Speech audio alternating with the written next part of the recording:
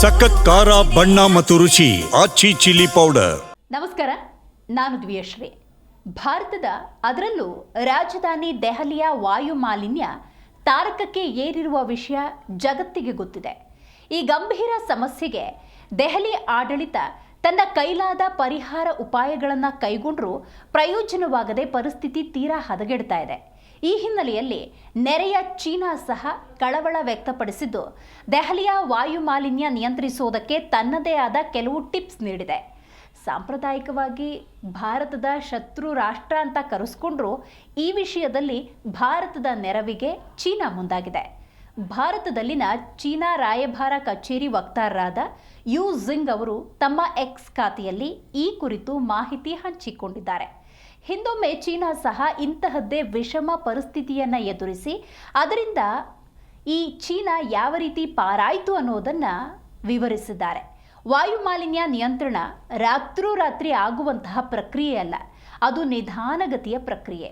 1 ದಶಕದಷ್ಟು ಕಾಲ ತಾನು ಕೈಗೊಂಡ ಕ್ರಮಗಳ ಅನುಭವದ ಹಿನ್ನೆಲೆಯಲ್ಲಿ ವಾಯು ಮಾಲಿನ್ಯ ನಿಯಂತ್ರಣಕ್ಕೆ ಚೀನಾ ಭಾರತಕ್ಕೆ ಏನೇನು ಸಲಹೆ ನೀಡಿದೆ ಅನ್ನೋದರ ಮಾಹಿತಿಯನ್ನು ನೋಡ್ತಾ ಹೋಗೋಣ. ಚೀನಾ ಮತ್ತು ಭಾರತ ವಾಯು ಮಾಲಿನ್ಯ ಪ್ರಮಾಣ ಹೇಗಿದೆ ಅಂತ ಮೊದಲು ನೋಡೋದಾದರೆ, ವಾಯು ಮಾಲಿನ್ಯಕ್ಕೆ ಸಂಬಂಧಪಟ್ಟಂತೆ ಭಾರತ ಮತ್ತು ಚೀನಾದ ನಡುವೆ ಹೋಲಿಕೆ ಮಾಡಿ ನೋಡಿದಾಗ ಚೀನಾದ ಸಾಫಲ್ಯ, ಭಾರತದ ವೈಫಲ್ಯ ಎದ್ದು ಕಾಣುತ್ತೆ. 1978ರಲ್ಲಿ ಚೀನಾ ಮಾರುಕಟ್ಟೆ ಮುಕ್ತವಾದ ನಂತರ ಕೈಗಾರಿಕೆಗಳು ಬೆಳೆದು ಕಾರ್ಬನ್ ಸೂಸುವಿಕೆ ಅತಿಯಾಗಿತ್ತು. ನದಿಗಳು ಕೂಡ ಕಲುಷಿತಗೊಂಡಿದ್ವು. 2008ರಲ್ಲಿ ಬೀಜಿಂಗ್ ಒಲಿಂಪಿಕ್ಸ್ ವೇಳೆ ಮಾಲಿನ್ಯ ನಿಯಂತ್ರಣಕ್ಕೆ ವೇಗ ಸಿಕ್ಕಿತು. 2013ರ ನಂತರ ತೀವ್ರ ಪ್ರಯತ್ನವನ್ನು ನಡೆಸಿತು. ಈಗ 80% ಪ್ರಗತಿ ಕಂಡು ಬಂದಿದೆ. ಬೀಜಿಂಗ್ನ ವಾಯು ಗುಣಮಟ್ಟ ಸೂಚ್ಯಂಕ ಅಂದರೆ AQI 68 ಅಂದರೆ ತೃಪ್ತಿಕರವಾಗಿದೆ.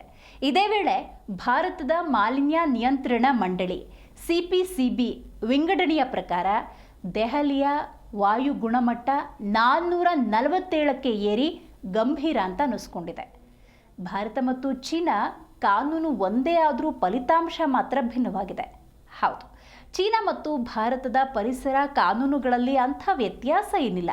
ಎರಡೂ ದೇಶಗಳು 1980ರಲ್ಲಿ ಪರಿಸರ ಕಾನೂನುಗಳನ್ನು ಪರಿಚಯಿಸುತ್ತವೆ. 2010ರ ಹೊತ್ತಿಗೆ ವಾಯು ಗುಣಮಟ್ಟ ಕಾರ್ಯಕ್ರಮಗಳನ್ನು ಜಾರಿಗೆ ತಂದವು.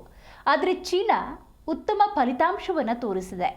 ಅದಕ್ಕೆ ಕಾರಣ ರಾಜಕೀಯ ಇಚ್ಛಾಶಕ್ತಿ ಮತ್ತು ಉತ್ತರದಾಯಿತ್ವ. ಚೀನಾ ನೀಡಿರುವ ಸಲಹೆಗಳಾದರೂ ಏನು ಅಂತ ನೋಡೋಣ. ಕ್ರಮ 1, ವಾಹನಗಳ ಹೊಗೆ ಉಗುಳುವಿಕೆ ನಿಯಂತ್ರಣಕ್ಕೆ ಪ್ರಮುಖವಾಗಿ ಚೀನಾ ಸಲಹೆಯನ್ನು ಕೊಟ್ಟಿದೆ. ಹೌದು, ಅತ್ಯಂತ ಕಟ್ಟುನಿಟ್ಟಾಗಿ ನಿಯಮಾವಳಿಗಳನ್ನು ರೂಪಿಸಬೇಕು. ಇನ್ನು 2ನೇ ಹಂತದಲ್ಲಿ ಹಳೆ ವಾಹನಗಳನ್ನು ನಿರ್ಮೂಲನೆ ಮಾಡಬೇಕು.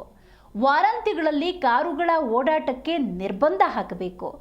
ಲೈಸೆನ್ಸ್, ಸರಿ ಬೆಸ ಸಂಖ್ಯೆಗಳ ಪ್ಲೇಟ್ ಆಧಾರಿತವಾಗಿ ಕಾರುಗಳ ಓಡಾಟವನ್ನು ನಿಯಂತ್ರಿಸಿ ಅವುಗಳ ಸಂಚಾರವನ್ನು ತಗ್ಗಿಸಬೇಕು. ಮೆಟ್ರೋ ಹಾಗೂ ಬಸ್ನಂತಹ ಸಾರ್ವಜನಿಕ ಸಾರಿಗೆಗೆ ಹೆಚ್ಚು ಒತ್ತು ನೀಡಬೇಕು. ವಿದ್ಯುತ್ ಚಾಲಿತ ವಾಹನಗಳ ಬಳಕೆಗೆ ಪ್ರೋತ್ಸಾಹ ನೀಡಬೇಕು. ಹೊಗೆ ನಿಯಂತ್ರಿಸುವ ವಿಷಯದಲ್ಲಿ ಚೀನಾದ ಪ್ರಾಂತ್ಯಗಳು ಯಶಸ್ಸು ಸಾಧಿಸಿದ್ದು ಅವುಗಳ ಜೊತೆ ಸಹಯೋಗ ಹೊಂದಬಹುದು. ಕ್ರಮ 2, ಇದು ಹೇಗೆ ಅಂತ ನೋಡೋದಾದರೆ, ಕೈಗಾರಿಕೋದ್ಯಮದ ಪುನಾರಚನೆ. ಬೃಹತ್ ಕೈಗಾರಿಕೋದ್ಯಮಗಳನ್ನು ಸ್ಥಗಿತಗೊಳಿಸಬೇಕು ಅಥವಾ ಬೇರೆ ಕಡೆಗೆ ಸ್ಥಳಾಂತರಿಸೋದು ಅನಿವಾರ್ಯ ಆಗತ್ತೆ. ಕೈಗಾರಿಕೆಗಳಿಂದ ಮುಕ್ತವಾದ ಜಾಗವನ್ನು ಉದ್ಯಾನವನ, ವಾಣಿಜ್ಯ ವಲಯ, ಸಾಂಸ್ಕೃತಿಕ ಅಥವಾ ತಂತ್ರಜ್ಞಾನ ಸ್ಥಳಗಳಾಗಿ ಪರಿವರ್ತಿಸಬೇಕು. ಇನ್ನು ಸಗಟು ಮಾರುಕಟ್ಟೆಗಳು, ಸರಕು ಸಾಗಣೆ ಕಟ್ಟೆಗಳು, ಕೆಲವು ಶೈಕ್ಷಣಿಕ ಮತ್ತು ವೈದ್ಯಕೀಯ ಸಂಸ್ಥೆಗಳನ್ನು ಸ್ಥಳಾಂತರಿಸಬೇಕಾಗತ್ತೆ. ಇಂತಹ ಸ್ಥಳಾಂತರಗಳನ್ನು ಪ್ರಾದೇಶಿಕ ಸಮಗ್ರ ಸಹಯೋಗದೊಂದಿಗೆ ನಡೆಸಬೇಕು. ಈಗಾಗಲೇ ದೇಶದ ಬಹುತೇಕ ಭಾಗಗಳಲ್ಲಿ ಭಾರೀ ಶೀತಗಾಳಿಯ ಜೊತೆಗೆ ವಾಯು ಮಾಲಿನ್ಯದ ಪ್ರಮಾಣ ಹೆಚ್ಚಾಗ್ತಾನೆ ಇದೆ. ಪರಿಣಾಮ ಜನ ತತ್ತರಿಸಿ ಹೋಗಿದ್ದಾರೆ. ಇನ್ನು ಕೆಲವೊಂದು ಭಾಗಗಳಲ್ಲಿ ಮುಂಜಾಗ್ರತಾ ಕ್ರಮವಾಗಿ ಮಕ್ಕಳ ಹಿತದೃಷ್ಟಿಯಿಂದ ಎಲ್ಲ ಸರ್ಕಾರಿ ಹಾಗೂ ಖಾಸಗಿ ಶಾಲೆಗಳಿಗೆ ರಜೆ ಕೂಡ ಘೋಷಣೆ ಮಾಡಿದ ಪ್ರಸಂಗ ನಡೆದಿದೆ. ಕಳೆದ ವರ್ಷ ಚಳಿಯ ಪ್ರಮಾಣ ಹೆಚ್ಚಿದ್ದ ಹಿನ್ನೆಲೆಯಲ್ಲಿ ಉತ್ತರ ಭಾರತದ ಹಲವು ರಾಜ್ಯಗಳಲ್ಲಿ ಶಾಲಾ ಕಾಲೇಜುಗಳಿಗೆ ತಿಂಗಳುಗಟ್ಟಲೆ ರಜೆ ನೀಡಲಾಗಿತ್ತು. ಮತ್ತೆ ಚಳಿ ಮುಂದುವರೆದ ಕಾರಣ ಹೆಚ್ಚುವರಿ ರಜೆಗಳನ್ನು ನೀಡಲಾಗಿತ್ತು. ಇವುಗಳನ್ನು ಸರಿದೂಗಿಸುವುದಕ್ಕೆ ಆನ್ಲೈನ್ ತರಗತಿಗಳನ್ನು ನಡೆಸಲಾಗಿತ್ತು. ವಿದ್ಯಾರ್ಥಿಗಳ ವಿದ್ಯಾಭ್ಯಾಸಕ್ಕೆ ಯಾವುದೇ ಅಡಚಣೆ ಆಗಬಾರದು ಅನ್ನೋ ದೃಷ್ಟಿಯಿಂದ ಆ ಮಹತ್ವದ ನಿರ್ಧಾರವನ್ನು ತೆಗೆದುಕೊಳ್ಳಲಾಗಿತ್ತು. ನೋಡಿದ್ರಲ್ಲ, ದೆಹಲಿ ವಾಯು ಮಾಲಿನ್ಯ ನಿಯಂತ್ರಣಕ್ಕೆ ಚೀನಾ ಕೊಟ್ಟಿರುವ ಟಿಪ್ಸ್ ಯಾವ ರೀತಿ ಇದೆ ಅಂತ. ನೋಡ್ತಾ ಇರಿ ಜಿ ಕನ್ನಡ ನ್ಯೂಸ್, ಸತ್ಯವೇ ಸುದ್ದಿಯ ಜೀವಾಳ.